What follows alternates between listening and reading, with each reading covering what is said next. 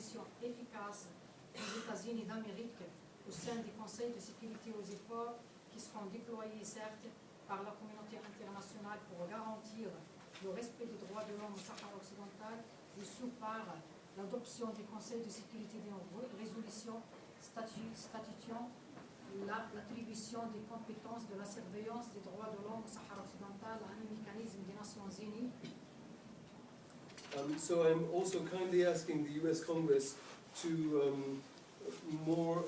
effectively commit the United States to get involved in the framework of the Security Council to the efforts by the international community to guarantee the respect of human rights in Western Sahara through the adoption by the Security Council of a resolution guaranteeing that a UN mechanism will be tasked with monitoring the situation of human rights in Western Sahara. La mise en œuvre et l'application des conventions internationales relatives au pillage, à l'exploitation des ressources naturelles et halieutiques et la création d'un mécanisme des Nations Unies chargé des contrôles des ressources naturelles et halieutiques du Sahara occidental et pour trouver une solution pacifique et pérenne au conflit du Sahara occidental, garantissant le droit du peuple sahraoui à l'autodétermination. And the respect for international conventions on the exploitation of natural resources and the creation of a UN mechanism on the monitoring of natural resources in Western Sahara, and in order to find a peaceful and lasting solution to the conflict in Western Sahara, guaranteeing the right to self-determination of the...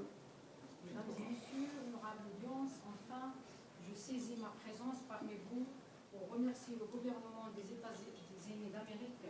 pour avoir présenté en avril 2013 au Conseil de sécurité des Nations Unies un projet de résolution sur l'élargissement du mandat de l'Aminatou au volet de la surveillance des droits de l'homme au Sahara occidental. And ladies and gentlemen, to conclude, I would like to take advantage of my presence here to thank the United States government for having presented on April 2013 in the Security Council of the UN a draft resolution on broadening the mandate of MINURSO to surveillance of human rights in Western Sahara. D'autre part, je salue solennellement tous les efforts déployés par les États-Unis d'Amérique pour faire réussir le processus de négociation entre le Royaume du Maroc et le représentant légitime du peuple sahraoui, le Front Polisario, pour trouver une solution pacifique du conflit du Sahara occidental permettant au peuple sahraoui d'exercer librement son droit à l'autodétermination. And I thank the United States for all of its efforts to successfully conduct the negotiations between the Kingdom of Morocco and the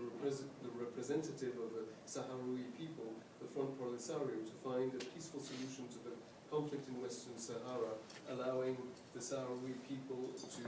self-determination. Je continue également toujours à croire dans la volonté de toutes les nations libres de pouvoir mettre un terme à la souffrance vécue par le peuple sahraoui depuis 38 ans. Merci. And I continue to believe in the will of all the free countries,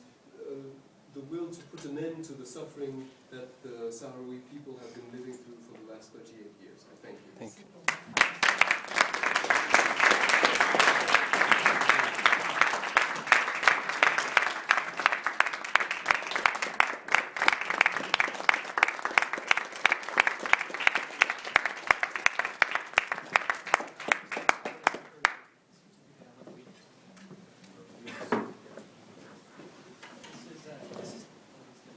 This is to acknowledge with great appreciation the delivery of the Abdel Kadir lecture on Capitol Hill on Monday, March 24th by Aminatou Haidar, Sahrawi human rights defender. The Abdel Kadir lecture is an honor given to a Muslim leader who has worked for freedom and human rights in the same spirit as Abd al-Kadir, who won praise for world leaders, including Queen Victoria and President Abraham Lincoln, for his noble actions during the French occupation of Algeria, and for his compassion and humanity while in exile when he saved the lives of Christians. Haidar was chosen to give the Abd al-Kadir lecture because her noble actions in the face of great injustice and persecution embody the same spirit as Amir Abd al-Kadir. We recognize this remarkable woman and award-winning activist, Aminatou Haidar, known as the Sahara Gandhi, for her peaceful advocacy for self-determination and human rights in Western Sahara, despite her torture and imprisonment in Morocco's prisons.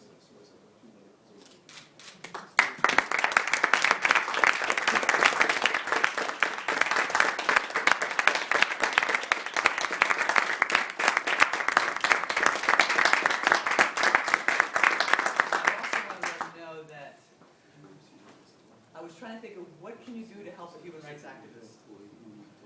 And Michael knows the one thing you can do to help a human rights activist is give them support. So I'm pleased to say that we raised $1,000 for the Sahara, for the Codessa, that we were going to present to Aminatou later on, because we can't do it on Capitol Hill. But I just want to acknowledge some of the people that helped support this were Mary Lynn Cornell, who helped make a donation, Gare Smith, who helped make a donation, Jeb Carty, who's not here today. But I want to point out that for those of you who are as old as I am, Mary Lynn was a lifetime, worked for Senator Jesse Helms. Gare Smith worked for Senator Ted Kennedy and also served in the Clinton administration in the State Department. And this shows the depth and breadth of support for this cause, that it goes across party lines, and that we have